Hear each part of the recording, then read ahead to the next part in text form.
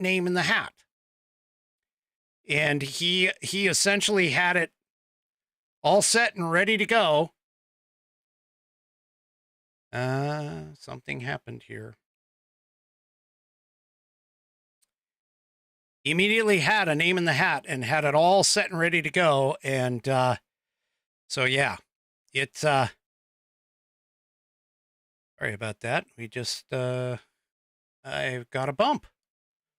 Something happened. Can you guys see and hear me over on Rumble?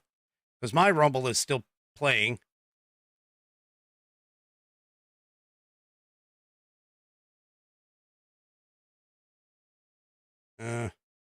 Okay. Let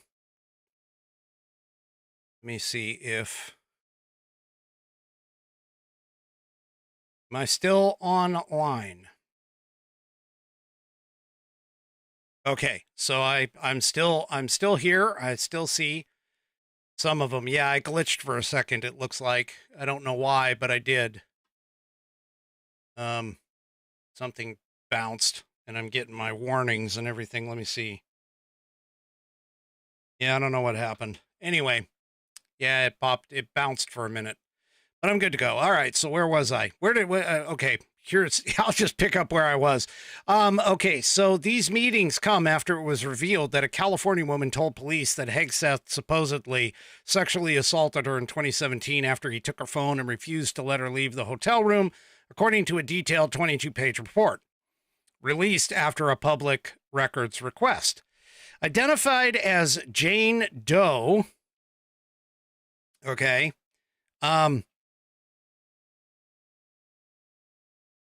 yeah, identified as Jane Doe, the woman was an organizer of the California Federation of Republican Women event, at which Hegseth was a keynote speaker at the Hyatt Hotel in Monterey. And this is where the alleged incident occurred between October 7th and October 8th in 2017.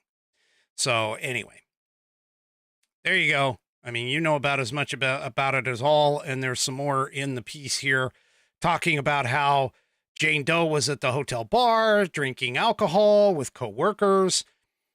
She doesn't remember most of the night, which that's kind of convenient, but okay. She believes that she was drugged before being assaulted. Hegseth said it was consensual, so on and so forth. So, yeah.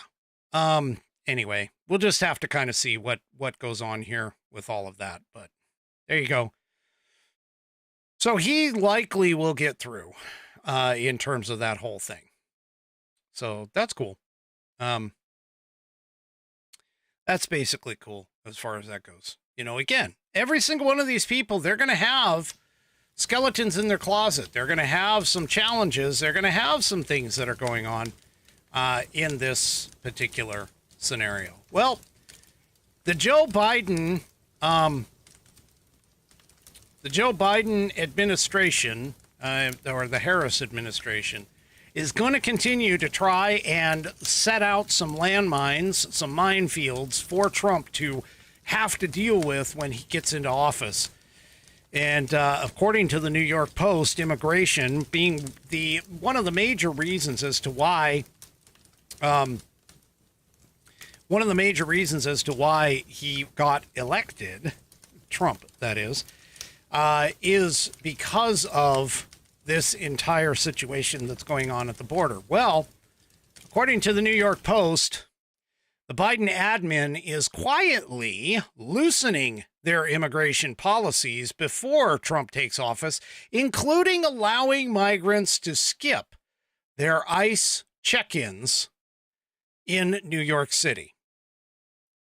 So, the Biden administration is quietly rushing to implement some new policies that will loosen restrictions on migrants who enter the U.S. illegally, a parting attempt to thwart President-elect Donald Trump's immigration crackdowns and mass deportations, according to certain sources that were talking to the Post. The Big Apple is going to be ground zero for these changes. The outgoing administration intends to launch what is being called an ICE portal app starting in early December, so here in just a couple of weeks, in New York City that will allow migrants to bypass in-person check-ins at their local ICE office. Homeland Security sources tell the Post the app will make it easier for migrants to flee authorities, in part because the software has proven to be glitchy and unreliable. Even when it's working correctly, the new app doesn't check for past arrests or outstanding warrants, something that the current system tied to in-person appointments does cover. So, yeah. Up to 100,000 migrants will be enrolled in the first wave of the program, according to sources.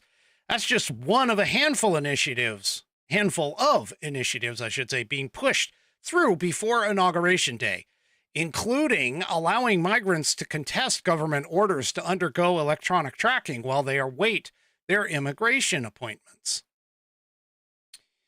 An expert said that rolling back the policies might not be as simple as Trump waving his pen, because changes could be subject to both procedural hurdles as well as legal challenges for it. So, yeah, this is interesting and not surprising at all. Former acting Customs and Border Protection Commissioner Mark Morgan slammed the Biden administration's last-minute moves as the opposite of a peaceful transfer of power.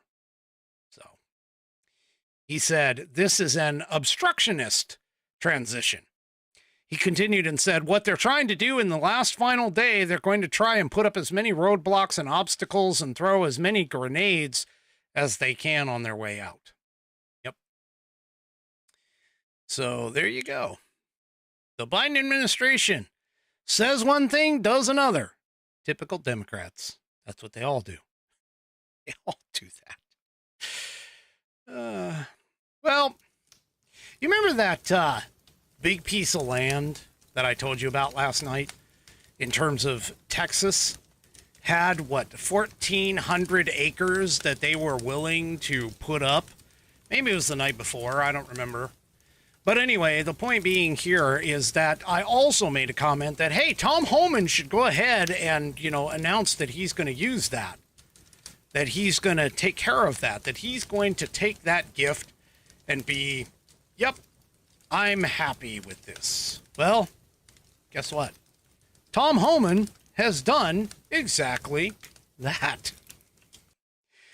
Town Hall.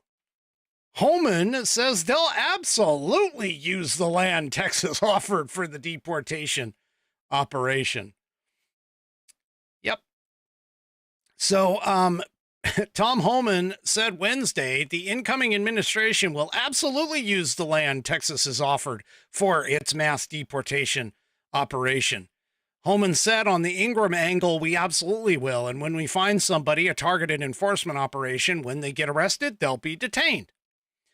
The comment, of course, came after Texas Land Commissioner Don Buckingham offered the incoming Trump administration more than 1,400 acres in the Rio Grande Valley to allow a facility to be built for processing, detention, and coordination of the largest deportation of violent criminals in the nation's history. Yep. So there you go. Homan added they have to be detained for a short time while we get travel documents from their host country. The host country has to agree that, yeah, they're our national. We get travel documents. We get flight arrangements, flight agreements. So we're going to detain them for a little while. Yeah. So there you go. He also made another statement about those sanctuary uncooperative states. He said sanctuary states that said they're not going to allow any detention facilities in their state, fine. Then we'll arrest them. We'll fly them out of state and detain them outside the state, away from their families, their attorneys. Is that what you want? That's what you'll get. You're not going to stop us from doing what we have to do. Oh, he's a bulldog. He's a bulldog. I'm telling you. Kind of looks like a bulldog, too. If you ever looked at him, he's, got the lower lip like the bulldog and And yeah, so there you go. He's going to do it. Well, another thing that's bothering the hell out of the Democrat left is the whole Doge. That's right. The Department of Governmental Efficiency has been causing some serious uproars. Some of the comments that Vivek has made and some of the posts that Elon Musk is making on his own platform of X, which, by the way, side note on that, all of a sudden a bunch of people that said they were leaving X are apparently coming back to X now because Blue Sky is banning them, even though that was supposed to be their special echo chamber social media platform. Apparently it's not working out quite so well. And there are some folks that have said, no, I'm done. I'm not coming back to X, and they've already come back. So anyway. Also, too, like Ms. T of Texas points out, word is that all the work-from-home employees have been informed that they must return to the office as well. So apparently there's some possibilities of some challenges going on there. Well, Elon Musk has kind of given an indication that he is taking suggestions, not from people locally, not from people of this era, but that he is actually reaching back into the past and searching for people to provide him with some guidance and some, shall we say, spiritual, yes, I do mean the pun, spiritual guidance when it comes to this. Apparently, Elon Musk posted a clip that was of Milton Friedman, where Milton Friedman was asked by a interviewer, and asked about what departments, and he had a list, and he went through them, and which departments would stay and which departments would go in Milton Friedman's ideal situation for the government. Well, let's go ahead and just take a listen at that list and what Milton Friedman says should happen. 14 is a lot for television, so I want to just go right down the list quickly and have you give me a thumbs up or thumbs down. Keep them or abolish them. Department of Agriculture. Abolish. Gone. Department of Commerce. Abolish. Gone. Department of Defense. Keep. Keep it. Department of Education. Abolish. Gone. Energy. Abolish. Housing. Except that energy ties in with the military. Well, then we shove it under defense. That's the little right. bit that handles the nuclear, right, that ought to go under plutonium defense. and so forth goes under defense, but we abolish the rest of it. Health and Human Services? There is room for some public health activities to prevent contagion. Such a thing as, for example. So you'd keep the National Institutes of Health, say, and the Center for Disease Control down in Atlanta? No, not the National Institute. Oh, no? Those are mostly research agencies. No. That's a question of whether the government should be involved in financing research. And the answer is no. Well, that's a very complicated issue, and it's not an easy answer with respect to that. We'll eliminate half of the Department of Health and Human Services? Like that. Okay, one half. There we go. Housing and Urban Development? Out. Oh, didn't even pause over that one. Department of the Interior? Oh, well, but housing and urban development has done an enormous amount of harm. My God. If you think of the way in which they've destroyed parts of cities under the rubric of eliminating slums. Jack Kemp. You know, you remember that Martin Anderson wrote a book on the federal bulldozer describing the effect of the urban development. There have been many more dwelling units torn down in the name of public housing than have been built.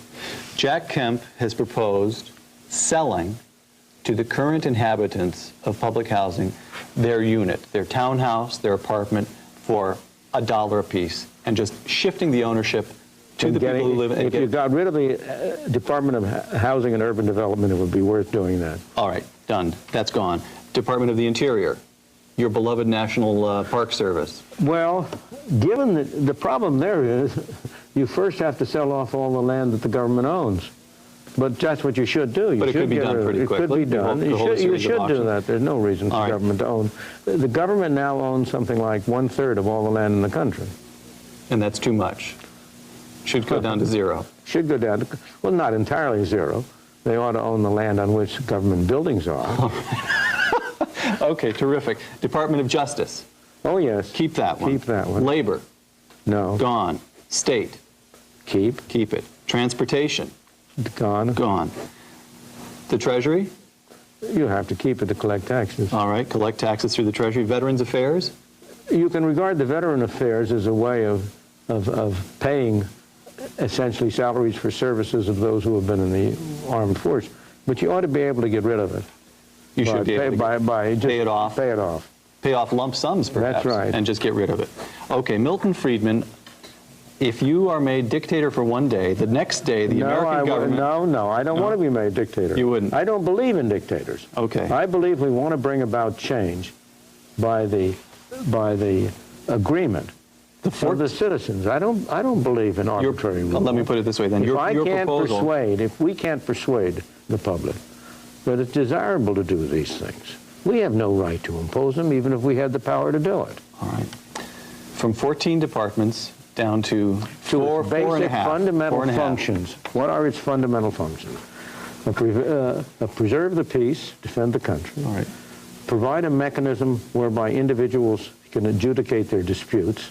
That's the Justice Department. Protect individuals from being coerced by other individuals. The police function. Right. And now, this is both the central government and the state and local governments. The police function is primarily local and central. Right. And those are the fundamental functions of government, in my opinion. Milton Friedman, thank you very much. So Milton Friedman is not wrong in a lot of what he is talking about. You want to know the functions of government, all you need to do is just grab yourself a copy, and you can even find it online. But grab yourself a copy of the Constitution of the United States, look up Article 1, Section 8, and walk through what the functions of government are. I can tell you there are 18 of those, and 6 of those 18 are literally have to deal with the defense of the country. So a full 1/3 of the responsibility of government does deal with defense. Okay? The other ones have to deal with some other things like interstate commerce and that kind of stuff. But all of these additional programs that we have running around, they are not constitutionally mandated responsibilities of the federal government. It's just the truth.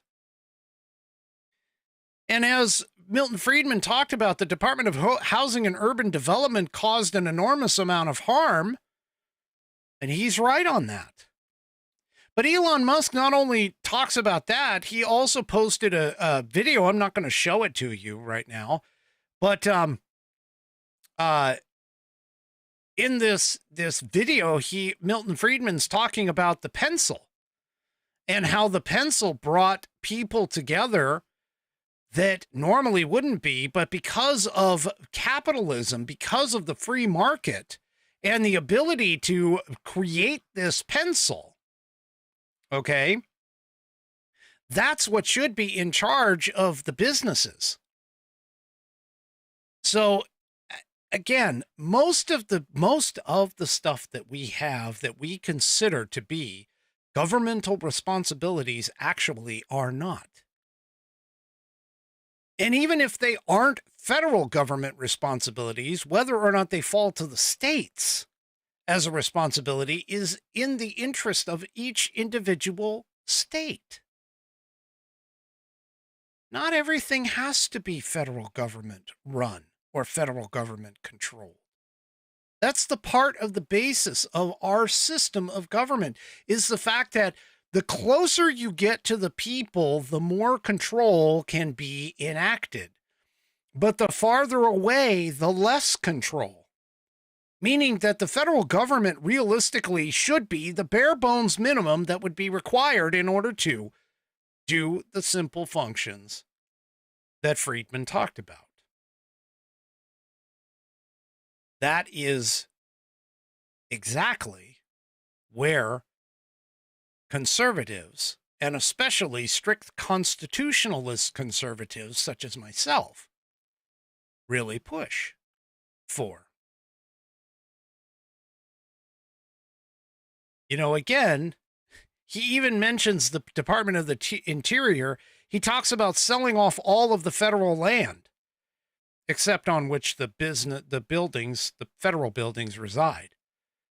Now, what's interesting about that, according to the article here in The Populist, the Obama and Biden administrations actually increased federal government land holding in what Trump has called the largest federal land grab in American history.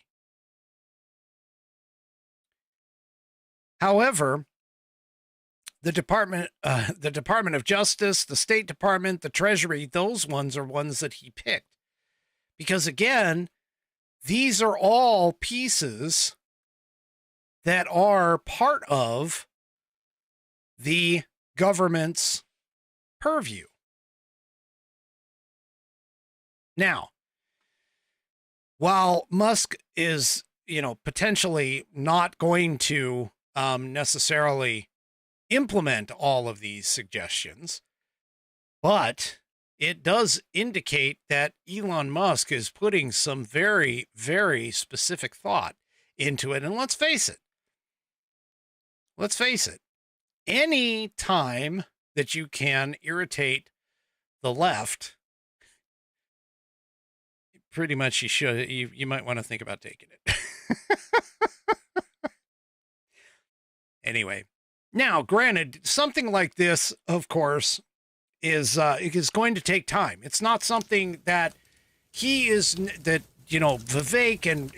and Musk are not going to be able to just do all of this overnight. Because all of these departments have been so deeply entrenched in our everyday lives, they are going to have to be extricated in a reasonable fashion.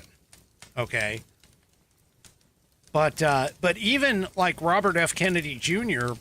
would agree with this as well, because he has proposed scrapping entire departments at the FDA. Because, Friedman defended the Department of Health and Human Services in that clip, only so much to say there is some room for public health activities to prevent a contagion. For an example, the Spanish flu or something along those lines.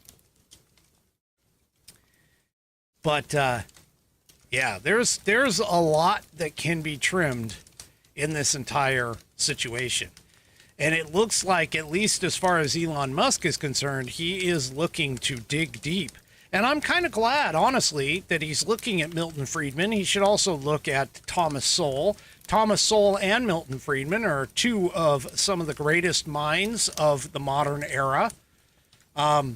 They both have very, very specific and very wise thoughts about government and the economy. Milton Friedman is the one that said that inflation doesn't exist without government. That government is by them printing money is what causes inflation. And he is very correct on that. So, yeah, going back in time and listening and reading some of these great minds and great thinkers is what is required. And of course, for me, I've been advocating this a lot, judicious use of the 10th Amendment is also applicable in this particular case. in terms of tearing things down. It's the way things should be. Well, we've gotten a little bit of an update, and, you know, I honestly think Juan Merchan is just like drip, drip, drip. He's trying to avoid what is inevitably going to be the end of this particular case. But apparently, he sent out an order where he grants Trump's request to be able to file a motion to dismiss the charges, and has also canceled the sentencing, which was supposed to happen, or was originally scheduled to happen next week, and was originally postponed, has now canceled it indefinitely. So this is in Fox News in terms of where it goes. He did this today. He granted Trump's request, or Trump's legal team's request, to file a motion to dismiss charges. So Merchan said that the Trump attorneys have until December 2nd to file their motion for dismissal. Merchan also told Bragg that he has until December 9th to respond to those. Merchan confirmed the stay in sentencing for Trump, which, by the way, in the case of New York law, that means that Trump is not a convicted felon. He can't be considered a convicted felon until his sentencing hearing takes place. So that blows another liberal lie out of the water. But anyway, and that in particular, the stay in sentencing was actually requested by both sides. It was scheduled for November 26th, but on Friday, Merchan said that the date is adjourned, so it's not even, it's suspended indefinitely. Anyway, so the chances are that this is just heading toward the foregone conclusion that this will actually get case dismissed. Which, you know, again, as I've advocated on this program, it never should have started in the first damn place, but whatever. So he had to go through it, and it's now in limbo, just like everything else. I'm still waiting on the whole Fannie Willis thing. I'm sure that's going to eventually get dismissed or kicked out or whatever, because of at the very least, because of the supremacy clause. As far as that goes. So yeah, all of this stuff, all of this crap that Trump has gone through over the course of the last several years, in terms of all of these situations, yeah, they're all being taken care of as we go through. Well, one of the other things that Joe Biden had been trying to do, and the Democrats in particular, the Senate Democrats had been trying to do, is they've been trying to push through as many judicial nominees as they possibly could. So apparently there's been some backdoor deals that have been going on, and now the Senate Republicans have come up with a way to help prevent some of the massive amounts of judicial selections that the Democrats have been trying to do. This in the Epic Times. Senate Republicans and Democrats reach a deal giving Trump more judicial selections. The deal also clears the way for Democrats to confirm 13 more judges. So the top Democrat in the United States Senate said on November 21st that an agreement had been reached with Republicans that will give Democrats the opportunity to quickly confirm 13 judges in return for withdrawing votes on 4 other nominees. Now, under the agreement, Democrats have promised not to move forward with 4 of Joe Biden's appellate court nominees, leaving vacancies for Trump to fill once he takes office. In return, Republicans will not employ any tactics to delay the confirmation of the other 13 judges. The deal will see the Senate consider 7 nominees to district courts this week, during the week following Thanksgiving, according to a Senate Democrat leadership aide, plus an additional 6 district judges would be placed on the Senate executive calendar, making it possible for them to be considered on the Senate floor in December. The trade was for 4 circuit nominees, all lacking the votes to get confirmed. So they probably weren't going to get confirmed anyway, but the Democrats were trying to push them through.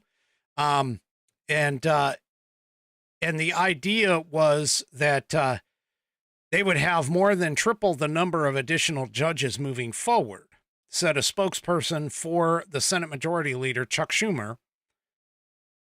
Vacancies poised to be left open for Trump to fill are on the U.S. Court of Appeals in the 1st, 3rd, 4th, and 6th circuits. Senate Democrats will not move forward with the nominations of a couple of people, in particular, potentially the first Muslim federal appellate judge, Adil Mangi, Staunch Jennings, and Garvey lawyer Carla Campbell, and Maine Superior Court Justice Julia Lopez, as well as North Carolina Solicitor General Ryan Park. Those are the 4 people that they didn't have the votes for, and they were going to try and push through anyway. The confirmation battles over the circuit court judges are generally much harder fights, given their role in hearing appeals from district courts and often having the last word on legal matters. Now, Trump has said, by the way, that he does want Senate Republicans to block Biden's nominees, but they worked out this deal. So essentially what's happening is Trump is getting 4 higher level court nominees in exchange for 13 lower level nominees. So, I mean, is that going to be a good strategy? I don't know. I honestly don't know. But that's the deals, because that's what they do. That's what these, that's what all these politicos do, is they deal and wheel and deal and backdoor deals and so on and so forth. Well, one last thing before I head off for the night. You know, the whole concept that everybody had, or that all the Democrats have had, that, oh, no. This is not a mandate. It's not a mandate. And Donald Trump is not the people's, the people's president. Wasn't the people's choice. He didn't make 50% of the vote. All of that stuff.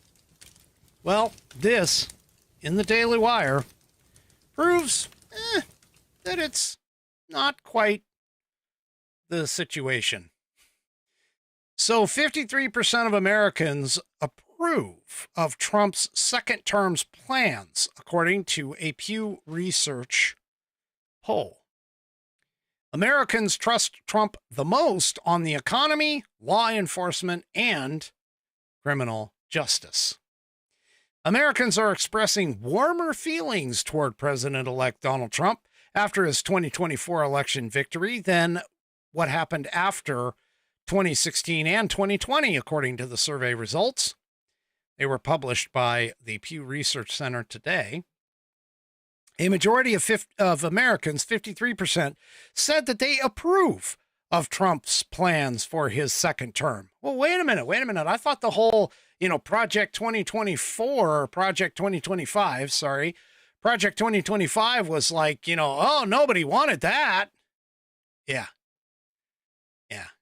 So anyway, 46% disapprove, according to Pew Research.